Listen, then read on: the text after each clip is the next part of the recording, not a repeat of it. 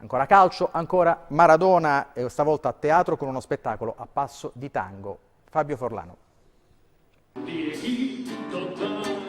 Vicine mai come oggi nel nome di Diego. Napoli e Buenos Aires, le due città del DS, un legame saldo, stretto ulteriormente dalle iniziative in ricordo di Maradona a un anno dalla scomparsa. Il tango di Dieguito, il recital andato in scena al Teatro Tasso di Sorrento, note e parole nate dall'incontro del musicista argentino Diego Moreno col docente universitario Paolo Romano e con l'attore Patrizio Rispo. Abbiamo raccontato l'uomo.